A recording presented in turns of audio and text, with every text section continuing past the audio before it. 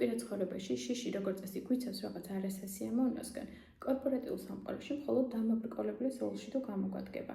გამარჯობა, მე ვარ მაია და სხვადასხვა საფეხურზე მდგომ პროფესიონალებს ვეხმარები, უფრო მეტი გაიგონ კორპორატიული წარმატების უხილავი წესების შესახებ, რაც დაეხმარებათ, რომ მეტი კონტროლი აიღონ საკუთარ კარიერაზე. ეს არის ჩემი 10 ეპიზოდიანი ვიდეოების მეორე ეპიზოდი შიში და შევეცდები დაგანახოთ, რამდენად განსხვავებულად ხედავენ მას სოციალურ გარემოში და კორპორატიულ სამყაროში.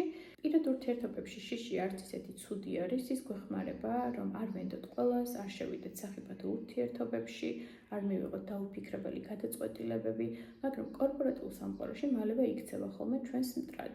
რადგან ყველაფერი, რაც წინსვლასთან და წარმატებასთან არის დაკავშირებული, ჩვენი ტვინისთვის არასასიამოვნო არის. ეს არის ხილვადობა, დისკომფორტი, კრიტიკა, შეფასება, გაურკვევლობა და ასე შემდეგ.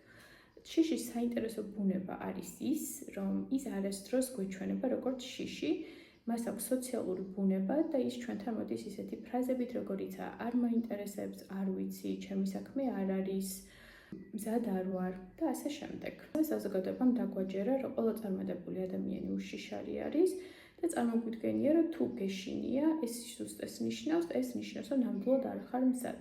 რეალობა კი ის არის, რომ ის ხმა, რომელიც ჩვენი შინაგანი გონიერი ხმა გვგონია, არის შიში, რომელიც მთელი ძალისხმევით გვარწმუნებს, რომ ეს დისკომფორტი არ ღირს ცდად.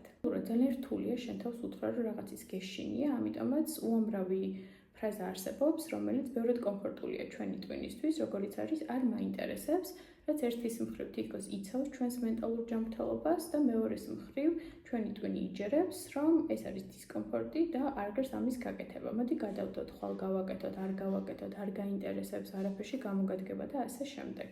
წარმოვიდგინოთ ორი თანამშრომელი, თანაბარი ცოდნით, გამოცდილებით და უნარ-ჩვევებით და ორივეს ეშინია. მაგრამ ერთი ადამიანი თუ ამბობს, რომ ის მზად არ არის, მეორე ადამიანი ამბობს, რომ ის მზად არ არის, თუმცა მაინც ცდის. ერთი წლის შემდეგ მათი კარიერა სრულიად სხვადასხვა ადგილას იქნება. იმიტომ არა, რომ რომელიმე უფრო ჭკვიანი არის, ეს იმიტომ მოხდა, რომ ერთმა ადამიანმა არ მისცეს შიშს უფლება, რომ მის მაგივრად მიიღო გადაწყვეტილება. ბიოლოგიურად ჩვენი ტვინი არ არის შექმნილი დისკომფორტისთვის და ის ყველაფერს გააკეთებს, რომ კომფორტში გვამყოფოს.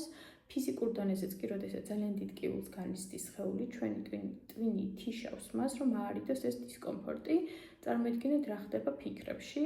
ყველანაირად დაგვარწმუნებს, რომ რაღაც არ ღირს ცდად, რომ შეგვინარჩუნოს სიმშვიდე.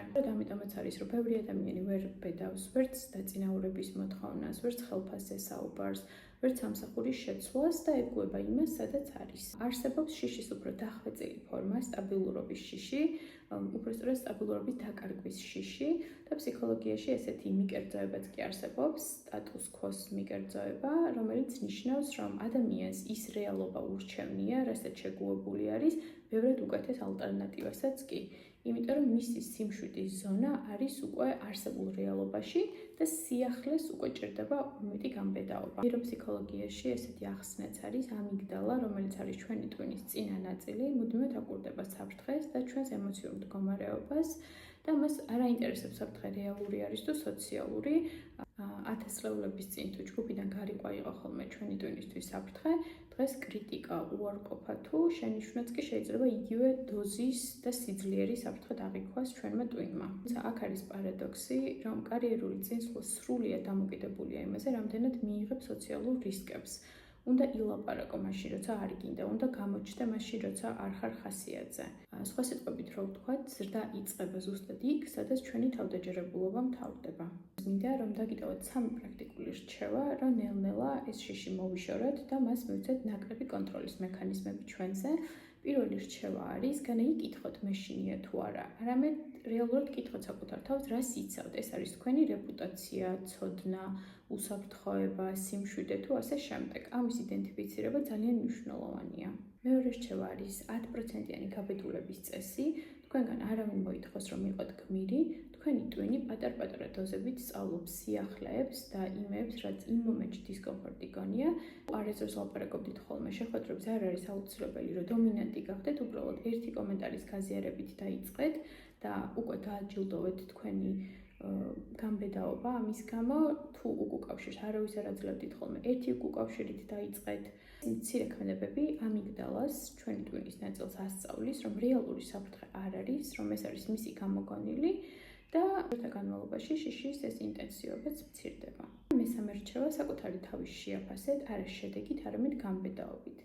იმის მაგივრად, რომ დღის ბოლოს თქვენ თავს მოთხოვეთ, რა შედეგი დადეთ, თქვენ თავს კითხეთ და შეაფასეთ, რა გავედეთ დღეს ისეთი, რასაც გუშინ არ გააკეთებდით. თქვენ შეეცადეთ, რომ უფრო ახლოდან გაიცნოთ თქვენი შიშის საწყისები და რეალური მოტივები, რათა მისმა კულტურულმა ფორმამ არ მოგხიბლოთ და წლების მერე არ მიხვდეთ, რომ ყველა გადაწყვეტილება თურმე ამ ემოციას მიანდეთ და არა საკუთარ თავს.